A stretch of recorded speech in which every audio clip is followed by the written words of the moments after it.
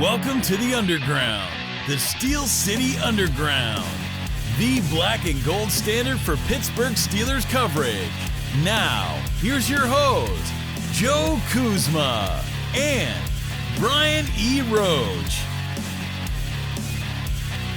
Hello, everyone, and welcome to another edition of the Steel City Underground podcast. My name is Joe Kuzma, and joining me, almost as always, one Mr. Brian E. Roach. Brian, how's it going, my friend?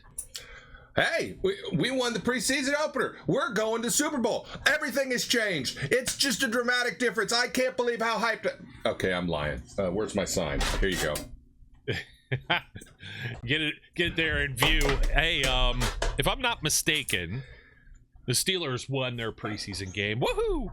Right? Yes, they did. The Baltimore Ravens won their preseason game. The Cleveland Browns won their preseason game, but the Cincinnati Bengals did not. So correct. They got smoked by the Eagles. They got smoked. Not only did they get smoked, there was this big push by Zach Taylor, the head coach of the Bengals, to play their starters because of their slow starts that they've been having at the beginning of their season. In fact, last year it took them half the year to wake up. Yeah, they played some of their guys, and that didn't turn out too well for them. I didn't look at the actual.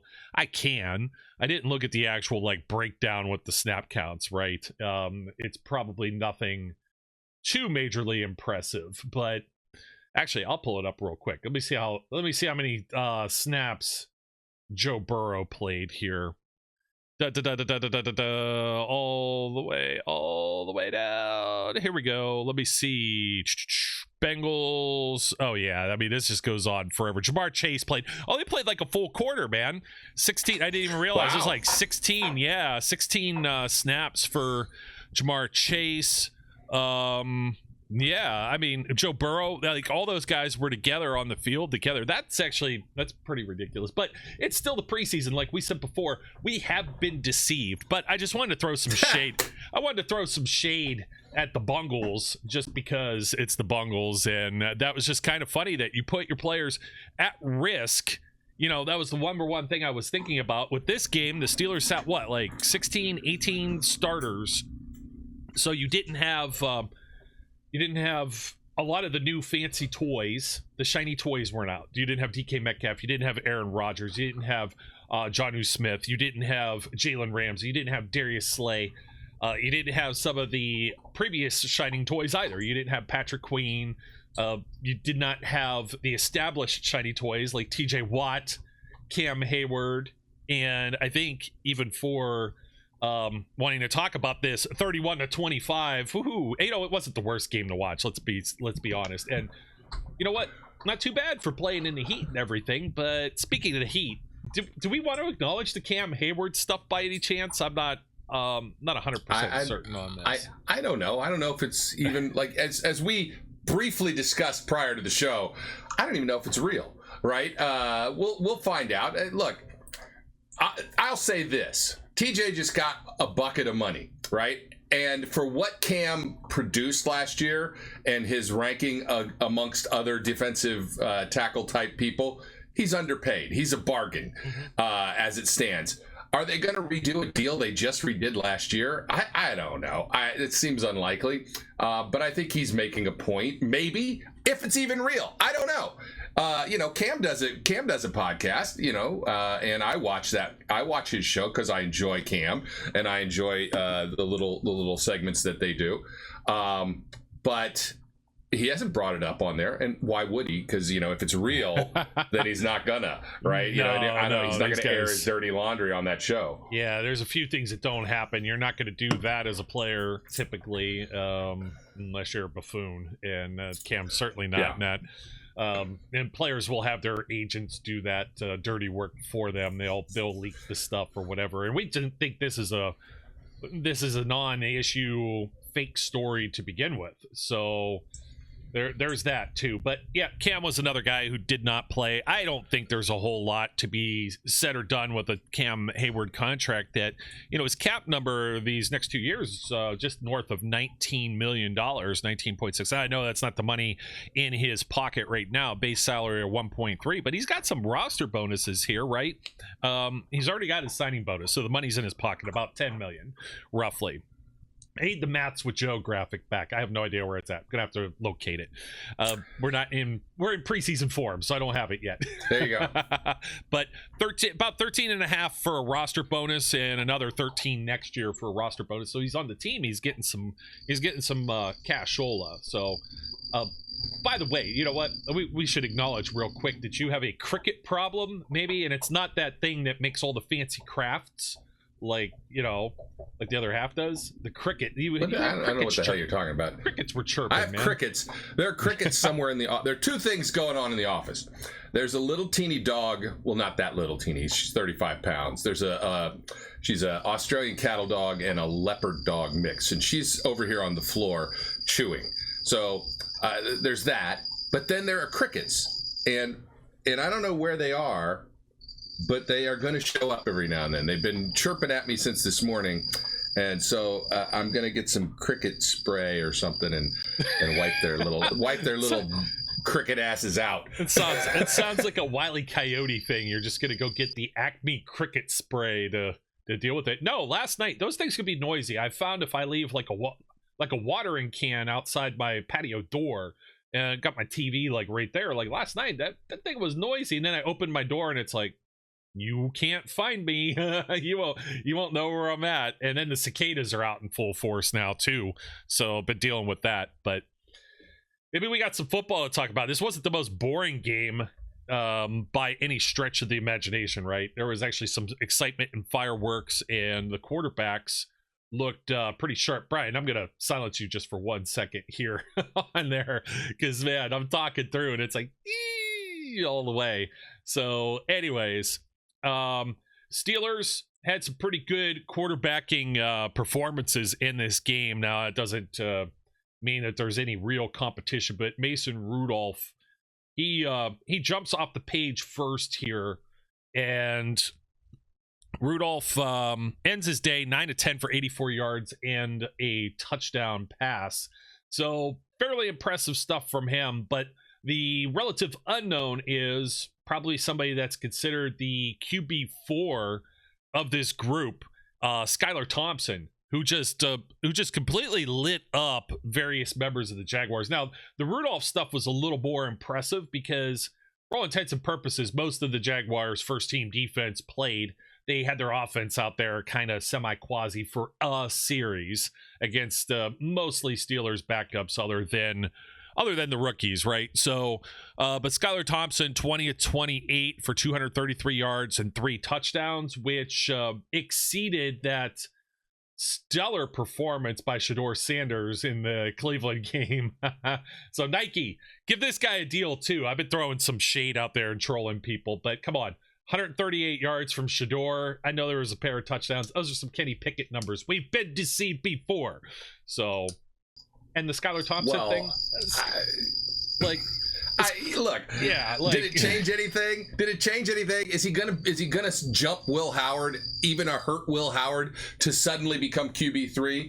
I doubt it. They've invested a draft pick in Will Howard. I mean, I know it's not a high draft pick, but they've invested a draft pick. They're going to see what they got. They probably don't think they can slide him into the practice squad. So, I don't know that, but it's great for him. Hey, maybe he made some book, right? Maybe he made some money. Maybe, maybe somebody else is going to look at that performance down the road and say, hey, we'd like to have Skylar come in and be on our team. I don't think it makes a place for him here in Pittsburgh, nor do I think it should with the hierarchy that they have right now. But as far as Shedeur Sanders, this is what I'm going to say. I don't care. I just don't care. I don't care a whole lot either. I thought it was the same thing, even being facetious with Skylar Thompson. It's great for him. He put some things on tape. He the very beginning of the game, it still felt like a lot of checkdowns. He's still very clearly a backup quarterback. there might not be enough room for him in Pittsburgh, because the Steelers are not going to expose Mason Rudolph or Will Howard to waivers, and Aaron Rodgers is certainly the guy, and they're going to keep 3 quarterbacks, which half the league. I think Charlie Batch must have mentioned it about 80 times if you watch the Steelers feed of this. I'm not sure, Brian, you might have saw the Jaguars one, which I had to cut off immediately, but that's what was on NFL Network. If you got the local KDKA feed, Charlie Batch had said, well, about half of the league, they keep 3 quarterbacks, the other half only keep 2, and maybe the Jaguars guys said that too, I'm not sure, but I was going back and forth. I watched a little bit of both feeds, but I prefer the Steelers one for obvious reasons. I don't care about what's going on the Jaguar side of the ball for the most part. I will tell you that after what I learned, I think this is the number one thing I learned from watching the broadcast, both the Jaguars feed as well as the home feed at times, and the follow-up little blurbs like the KDK post-game show, and there's not a lot of really good broadcasters on these shows. Ooh, yeah, I mean, it got Ramon Foster. Ramon, actually, the lady, I love Big Ragu. I love Ramon, and the lady that was with him was actually she was not good. She has a pleasing voice, at least. I mean, she does have a pleasing voice, not nails on a chalkboard. But the stuff that they were saying was just like, wow, this is just so not good. And it's fine. I don't expect them to be top tier broadcasters. But basically what happened was I was forced to listen to the Jags piece because I was looking at it on NFL Network. And I eventually just muted it and just decided I was going to make up my own commentary because I figured it would be just as valid and probably sound better. Yeah, nothing against any of them. I do feel like sometimes they're disconnected or they're just not permitted to speak about certain things, but very much disconnected. I'm just like, that doesn't make any sense. Like, what are you talking? Like Bob Pompiani, who's pretty decent at what he does, but let's face it, yeah. Pomp probably has like a million other hats that he wears. But you go over to the side of the Jaguars broadcast team, and this is a pretty good point here. Cam Little. Now on the Steelers feed, they're showing Mike Tomlin. He's not too happy. He's saying, this is it. We're walking into halftime, right? And this would have been 3 free points that no one thought was going to be a free 3 points from 70 yards out. The guy hits a field goal where they say, well, that would be an NFL record if it were a regular season game. And I'm like, well, wait a second. There should be like some kind of asterisk. The guy is in an NFL setting. It's like maybe he doesn't have all the pressure in the world on him of a regular season game. Maybe it's, but it's still pressure before halftime. It's still a hard or difficult kick. I think there needs to be some asterisk or tick or something, Guinness or otherwise, for that. That was impressive as all hell. And he still had like 4 or 5 yards to clear. Like, that's the key. Like, to me, that's the biggest part of this is this was not one of those ekes over the goalpost, like barely. There was plenty of space. He could have made it from further. So, that all being said, it's great for that kid. Great for that kicker. Maybe that prompts the coach to take a chance somewhere in the regular season and say, hey, let's see if we can get you the record. But that kick would have been good from 75. Yeah, that's just, and don't do that on the kickoffs because now they're going to bring you out to the 40, which I think is absolutely ridiculous. I get it. They're trying to get everyone to use the new rule, the new landing zone, and keep everything, trying to make things more exciting, of which there wasn't a whole lot of excitement in the special teams realm. You did get Travis Hunter playing both ways in this game, and he didn't do a whole lot. 2 passes, 9 yards. I think he was stuffed by, was it Beanie Bishop or Brandon Eccles? Yeah, Beanie Bishop, I think. Those guys had, they had pretty solid games. Defensively, some of the Steelers players, I think we should give a few highlights here because there were some, I guess, pseudo starters or backups, because I think Y.A. Black's going to earn some playing time. I think so, man. He's knocking down everything at the line of scrimmage in camp. He's getting his paws up in this game. He's creating pressure. He's stopping the run. His motor, he just goes. I was impressed. He's one of the guys I wanted to look at, and he impressed me, as I thought he should. And then you've got Brandon Eccles and Beanie Bishop, who are very far down the corner charts. You brought in Jalen Ramsey to upgrade as a slot or a nickel corner. I'm thinking more about the depth on the outside. Now, I know Ramsey could play there if necessary, but man, Eccles and Bishop both making plays in this game. I thought they were flying around and everywhere. Peyton Wilson, Cole Holcomb, inside linebackers, I thought they did great. And then Juan Thornhill, of course, laid someone out. Nice big boom. Ball. So these are all like very nice and impressive things to see from an early defense. And that's aside from Derek Harmon just doing his job as he should in his preseason debut as well. Yeah, I agree. Look, I thought I didn't see as much from anybody as I really wanted to see, right? Because I felt like I was limited by the broadcast and what it was going to show. And from what I could tell through watching the game, I liked that Derek Harmon held up. I liked Jack Sawyer. I liked Jack Sawyer getting some pressures and the motor that Jack Sawyer showed. I liked both Roman Wilson and Scotty Miller, showing up as potential be picking up that W2 spot or being a third wide receiver. And you have to, look, I know James Pierre's been having a good camp. You kind of have to give it to him. He is like, I know that I'm on the outs probably, but I'm going to do everything I can to prove I shouldn't be. He's, they've been playing nice. And yeah, Peyton Wilson and it was good to see Cole Holcomb back out there. Yeah, Cole Holcomb was flying around. I think Pierre or Trace, they're both on thin ice. And they might keep one or the other pending. I mean, if you're keeping special teams and you've got the experience, maybe Pierre. And Pierre may actually be the one who ends up healthier. So you'll find him eventually. You'll find that cricket event or Jiminy Crickets. No, it's the dog. Oh, it's the now dog. It's the dog. I'm just trying. She's not. Let's say not well behaved yet. So she does tend to want to chew everything. So in this particular room, I have to be a little wary of what she's chewing. Brian's got he's got his hands full with all of this as we try and cover a preseason game, no less, and try and stay on track. One of the on the side of that too, we jumped from defense to offense real quick, and I thought it was decently impressive showing by the big boys up front, the Steelers offensive line. They looked good. You had everyone but Isaac Seumalo out there pretty much, because Seumalo was he just arrived back in camp last week, I believe, and was finally starting to play.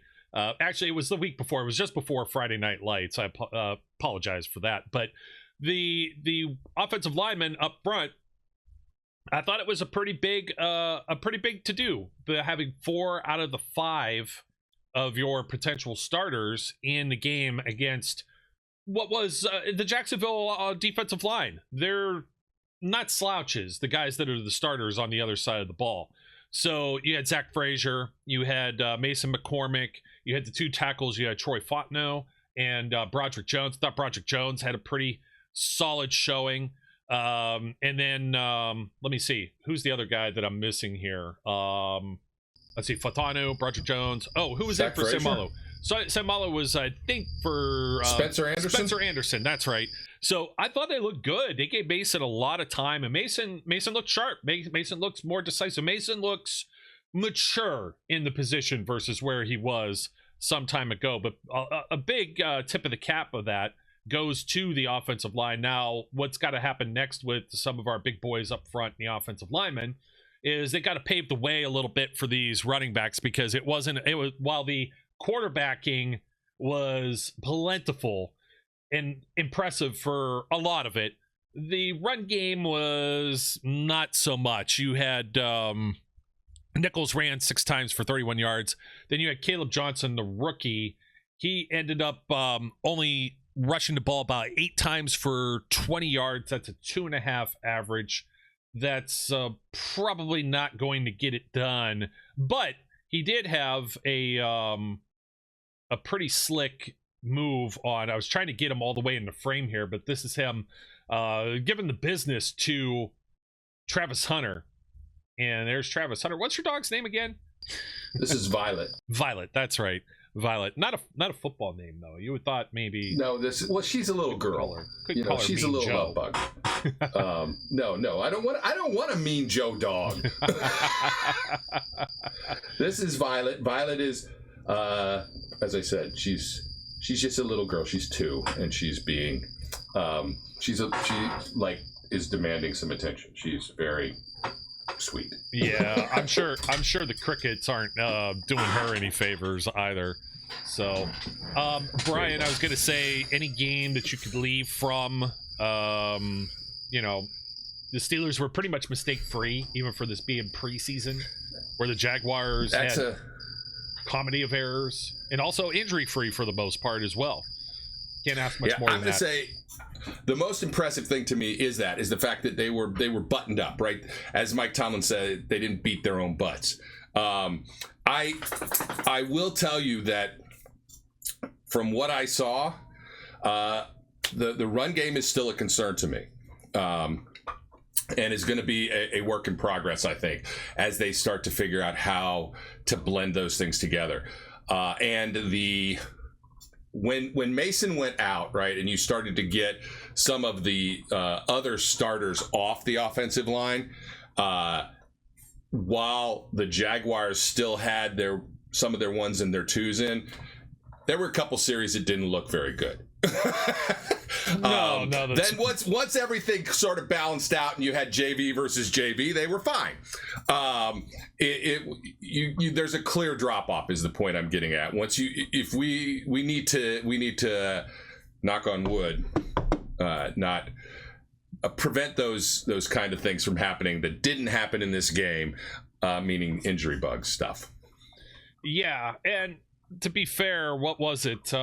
Max Sharping. This came from the post-game show, I think, with Mike Pursuta. And I'm trying to think who was with him because Charlie Batch was in the booth. I'm trying to think who did it with him. But they had pointed out, Sharping was taking these snaps, but he's not a center. He's not a dedicated center. He's a guard. Yeah, and it was clear he was having trouble with it. Yeah, that was a little struggle. Like I wasn't going to call anybody out in specific, but Max Sharping is the guy I saw getting abused more than once. Yeah, and Andres Pete, who just got signed as a veteran, formerly first round pick ages ago, 13th overall in the 2015 draft by the New Orleans Saints. He got out there a little bit. Listed at 6'7", 316, possibly a swing tackle candidate because what happens, Calvin Austin's playing, or not Calvin Austin, I'm sorry, and not Calvin Anderson, Spencer Anderson. I've got too many. Calvin Austin cannot be playing offensive line. No, if that happens, we're in deep trouble. He is not Mount Washington, but no. Pete was sucking a little bit of wind there, and that he it is very clear he wasn't at St. Vincent College in the 90-degree heat prepping for this game like everyone else. Everyone else seemed a little unfazed by the Florida weather, which was nice to see for a change. But the almost 32-year-old, he turns 32 on November 4th. Actually, my mom's birthday here later in the year. He could be vying for a roster spot. They need just a little bit. They needed depth. This is where we felt they needed They had the biggest glaring hole was at tackle. So getting him a little bit of extra time there. Does that mean he's going to compete for a spot? No, I think the starters, you saw what it's going to be. And they're going to help Broderick a little bit there too. I thought the Darnell Washington looked good. Yeah, the Darnell Washington TD pass was pretty nice. So that was nice. But what else is next for the Pittsburgh Steelers as we move ahead? Some folks need to pump the brakes, even though I was being a little facetious and even put out a Skylar Thompson graphic. I mean, good for him. I think we should celebrate that. But absolutely, he did a nice job. He's not pushing for playing time. He's not pushing probably even for a roster spot, because Will Howard will have to clear 31 other teams of the waiver wire who were probably looking to take a late round flyer on him in a quarterback hungry and needy league. So unless his injury is lingering and he's just going to be, in which case they'll put him on IR as opposed to trying to get him on the practice squad. And we talked about this last time. He has to make the 53. So what could happen here is, he could make the 53, be placed on IR. No one gets Skylar. I think Skylar is a futures or reserves contract. Is he a tenured player in the National Football League? Let me look this up real I don't know. quick. He's played a little bit with Miami, so I don't know. He did. I think he had 2 or 3 seasons with the Dolphins. Yeah, one of which he was on the bench. So he was in 2022, 23, 24. This would be his so he's still subject to waivers, but should he make it through?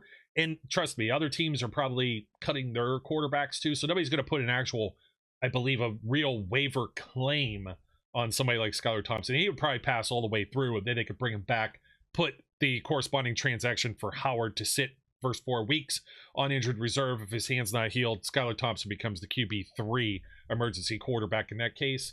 He may have at least earned that right. And with an expanded practice squad, I think he makes it through. But Will Heyward wouldn't. Oh, absolutely. There's no way.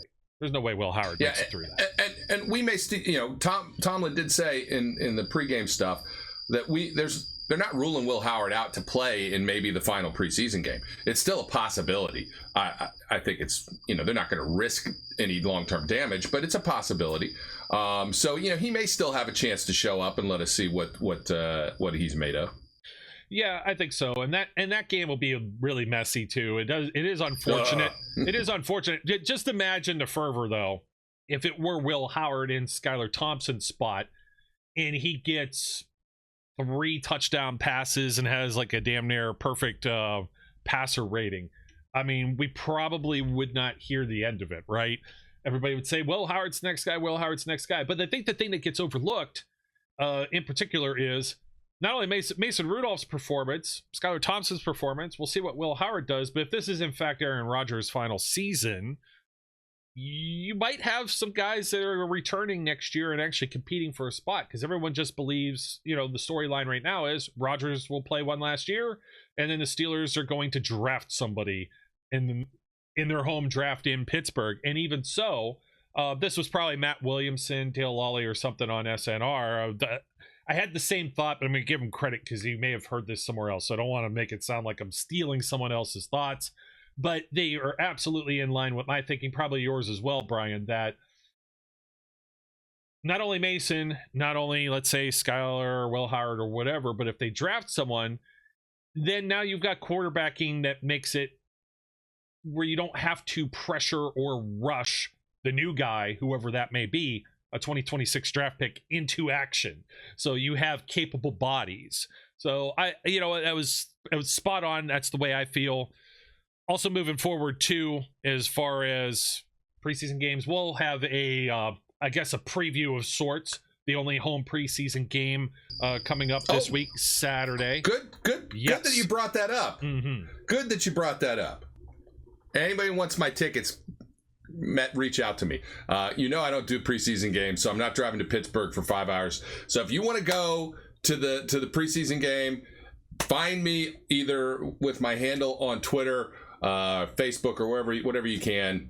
Reach out to Joe and give him your information through our helpline, whatever it is.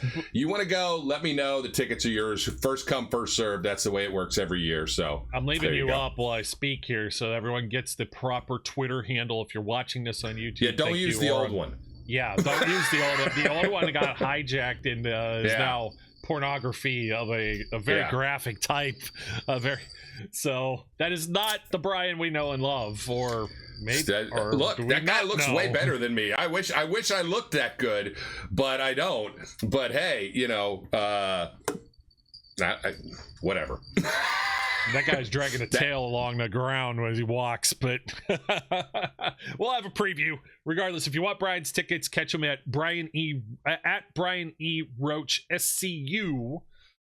Very important that you do that and not whatever the old one was. Cannons Don't Fun, which is just like, I don't even want to broadcast that anymore. Yeah, well, if you're curious, just make sure you're not in a work environment if you look that one up. Yeah, it's definitely NSW. Yeah, NSFW, whatever the abbreviation is. Tampa Bay Buccaneers, 7 o'clock. Should see some of the Bucs starters in that one. We'll talk about that, plus the plethora of players that didn't play in this one. We should see a little bit of each of them for a few series on each side, and a little mix or smattering about with those players too. With the over under that Aaron plays a single snap in preseason. I think he plays in Pittsburgh. I think he plays a series just like Trevor Lawrence just did. At least think one series or two. That's I'm saying one. with the outside chance of 2. Outside chance if of 2. They if look it's 3 like and out. crap.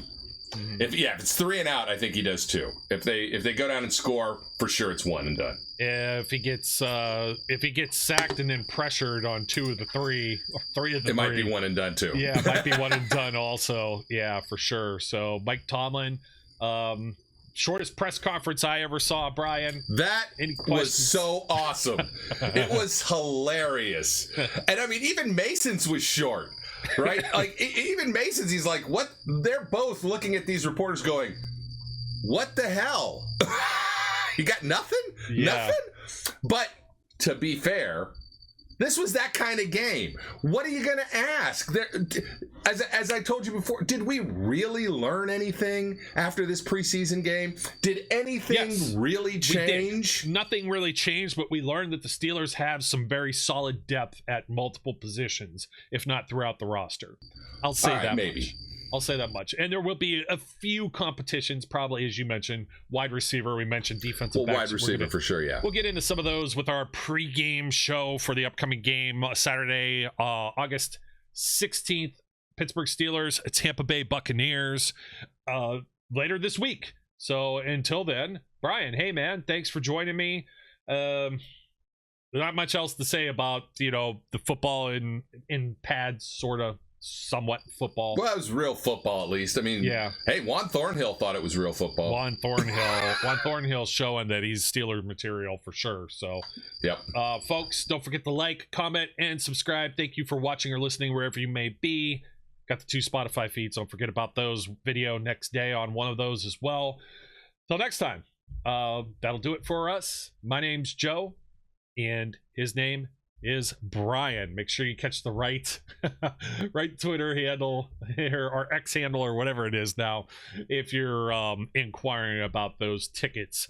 And until then, back with the pregame later this week. Till next time, we encourage everyone out there to be safe, be good, and we'll catch you later. We would like to thank you for listening and remind our listeners to follow us on social media and our website, www.steelcityunderground.com.